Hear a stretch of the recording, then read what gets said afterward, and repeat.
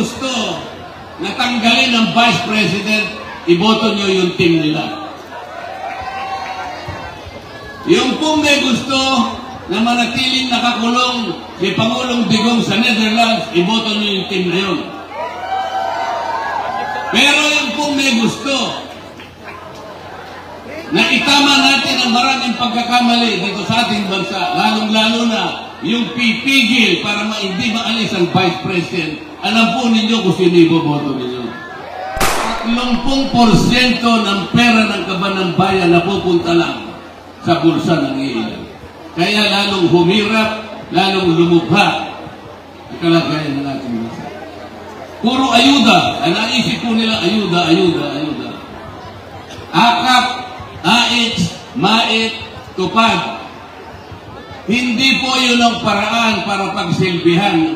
Wala pong karapatan yung ICC na gawin niya yung kanyang ginawa sa dating Pangulo. Bakit po? Meron po silang sinusunod na principle doon. Yung tinatawag na principle of complementarity. Ang ibig sabihin po noon, hindi siya pwedeng manghimasok ang isa mang nagdemanda sa dating Pangulo. Pagkatapos bigla na lamang po, nakukunin siya. Siya ay lilitisin, siya ay uusigin at hahatulan ng banyagang hukuman. Dante Marcoleta, ako po ay tumatakbo bilang senador, independent, ngunit ako po ay inadapt ng PDP laban. Kaya ako po naisipan na nagpasya na maging senador ng ating bansa. Napakarami po kasi ng ating mga problema na hinaharap.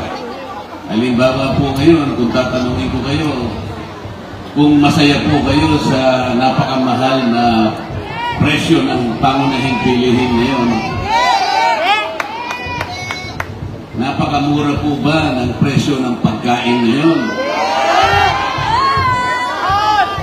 Napakamura po ba ng presyo ng kuryente ngayon? Baka naman po yung gamot medyo mura na po. Yung pagpapa-hospital, mura na rin po ba? Ibig pa buwan nyo sabihin ay napakahirap pa ng buhay natin ngayon? Kung sa bagay, alam mo, totoo po sinasabi nyo kasi itong January lang, ayon sa survey, 63% na po ng ating mga mamamayan ang nagsabi na ang pagkakaramdam nila sa sarili nila ay mahirap pa rin sila. 63%. Masyado pong mataas yun. Masyado mataas yun. In 21 years, parang sobra-sobra naman ang 63% para sabihin ng mamamayan natin na ang damdam pa nila sa sarili na ay mahirap pa sila. Itong Marso po, nagkaroon din ng survey.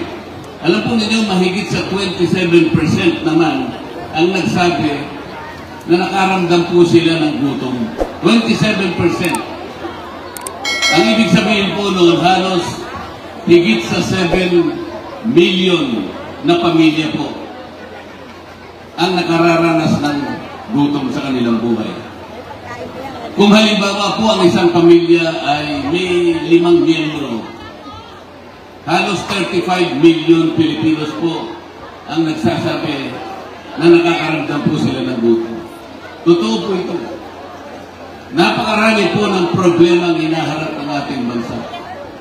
Sa ngayon po, pati po yung ating pagiging iisang bansa ay nalalagay sa alanganin. Yung pagkakahuli sa ating dating Pangulo ay nakapagbibigay po ng malaking kalungkutan sa napakarami pong mamamayan ng ating bansa. Kahit saan po ako pumunta, kagagaling ko lang po 2 days ago sa Puerto Princesa, dumaan po kami ng Bacolod, dumaan po kami ng Katarman sa Samar, Borongan, Samar, Siquijor, Dumaguete, nakarating po ng Catanduanes, at isang araw po ay Hinabol ko po yung pagtitipon dito sa Paco, sa Maynila. At hanggang ngayon po siguro kayo nararamdaman ninyo ang kalungkutan na nangyari. Hindi natin inaasahan. Napakabilis ng pangyayari. Bakit po sa kabila ng lahat ng ating hustisya ay gumagana sa ating bansa?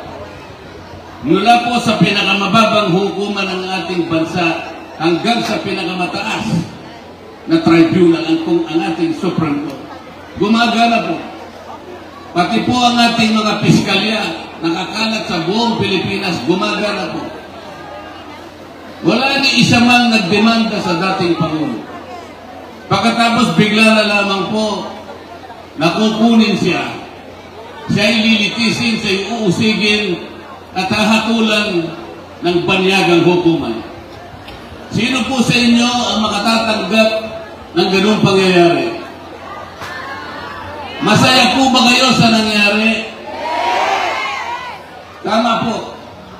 Bilang isang Pilipino, lalong-lalo na po, naging Pangulo pa ng ating bansa. Ang isang Pangulo ng bansa, napakalaki po ng kanyang tungkulin. Pananagutan po niya, siya po yung head ng Estado. Pananagutan niyang sinupin, proteksyonan, depensahan ang kapakanan ng kanyang mamamayan. Sa kanya pong panukat nung siya ang Pangulo, nakita niya ang panganib ng droga. Sa kanyang palagay, kung hindi po niya lalabanan ang lumalaki at lumalalang problema sa droga, masisira po ang ating lipunan. Mawawasak ang mga pamilya. Yun po yung kanyang inuna. At wala pong nagdemanda sa kanya nung itaguyod niya ang laban kontra sa droga. Walang isa mang nagdemanda sa kanya.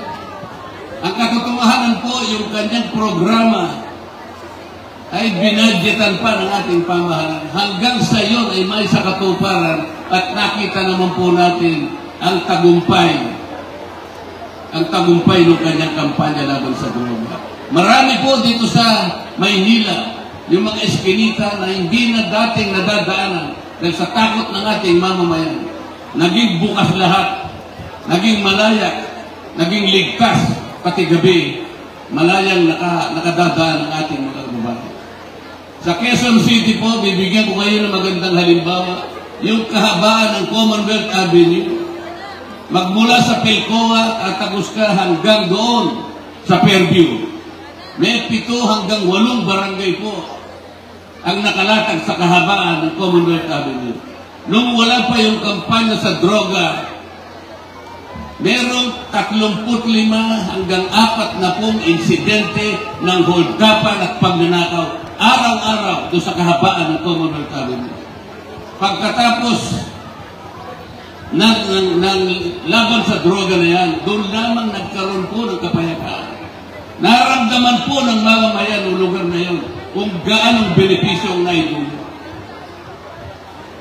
Kung halimbawa po nagkaroon ng pagkakasala ang isang Pilipino, presidente man siya o hindi, usigin po natin siya dito sa ating bansa.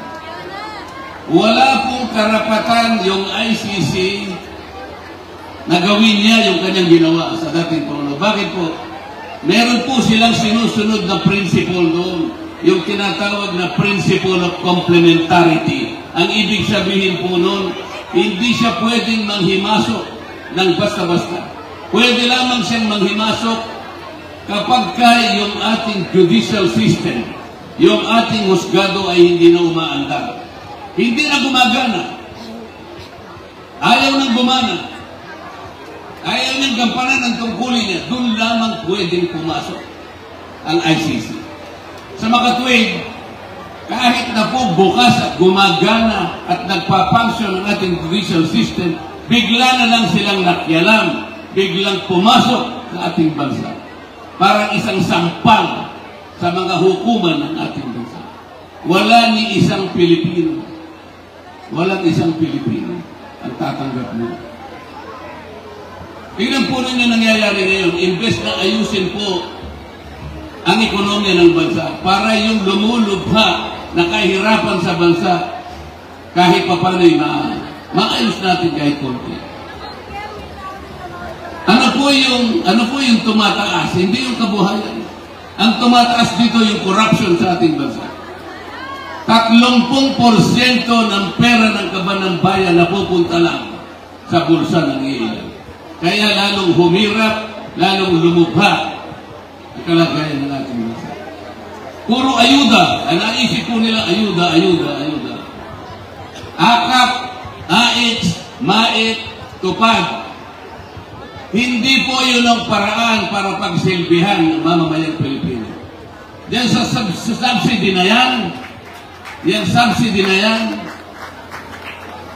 kung halimbawa po 10, kung 10 ang taong bibigyan yan, 100 halimbawa, pag pinagsama-sama niyo po yung mga ayuda na yan, siguro 2 lang ang nabibigyan. Paano yung 8? Paano yung 8? Alam po ninyo, mas magandang gawin natin pag naging senador kami uli, lalo na ang kaibigan senador Gringo Nasan, para sa ganon ay yung ayuda ay may palaganap natin sa buong mahihirap nating mga kababayan. Ang mahihirap nating kababayan ay almost 5.5 households, katumbas ng halos 29 million Pilipinos. Parang silang lahat ay mabigyan. Naisip ko lang po, yung gumagastos ng 2,000 pababa sa kuryente, pwede po natin ilibre lahat yun. Every month, libre lahat. Yun po yung tamang ayuda. Kasi lahat po doon mabibigyan. Mangyayari po yun, po pwede doon. Ang gagawin po natin, para bumaba yung presyo ng kuryente na matagal ko nang gustong gawin, tanggalin po natin yung 12% back. Bababa ang kuryente. Pagbaba ng kuryente, ang iniisip pa namin, yung kumukonsumo ng 2,000 pababa. Tandaan po ninyo, pwede mangyari ito eh. Halimbawa po, pamilya nyo, 2,000 pesos pababa. Pwede ilibre po yun. Bakit? Eh yun pong binibigay nilang ayuda pag pinagsama-sama ninyo, 4-piece, MAIT, AIX, tupad, akap. Alam po ba ninyo kung magkano yun? 194 billion pesos. Kung ginagasta nila yun at kung naibibigay sa lahat ng tao na mahirap, bakit mahirap pa tayo? Kanina po, tinanong ko kayo, talagang mahirap pa tayo. Kasi po, hindi naman yung kasi masyadong pinipili kung sino yung binoboto rin. Matagal na po silang nandyan sa Senado. Yung iba po, nakatatlong balik. Yung iba, 4 na beses na. Sana po,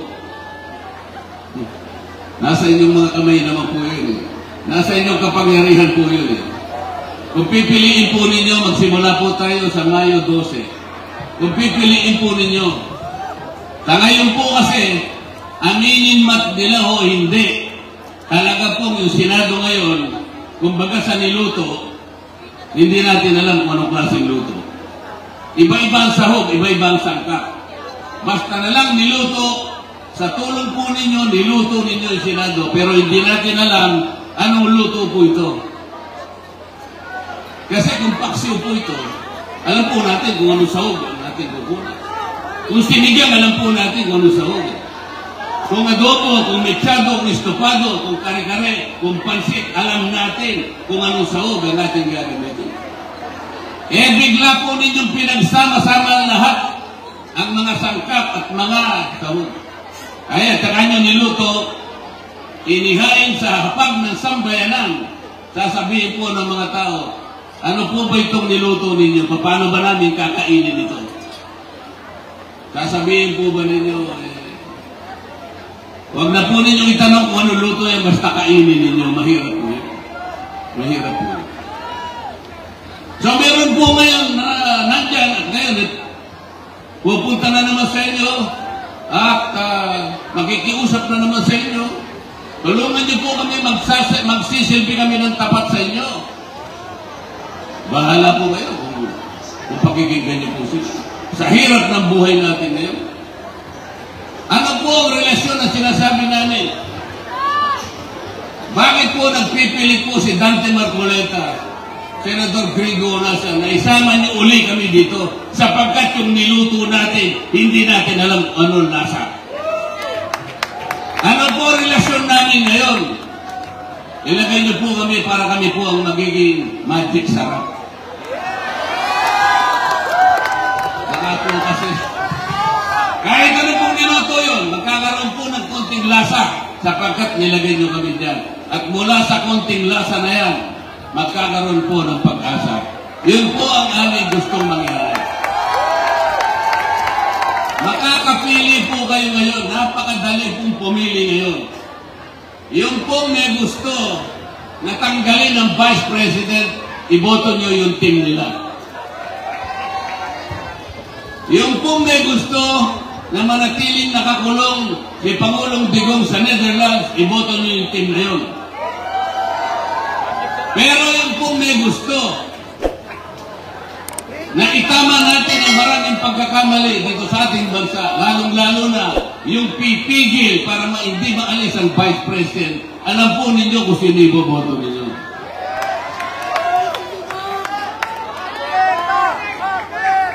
Yun pong pipigil para litisin ang dating Pangulo. Yun po yung iboto ninyo.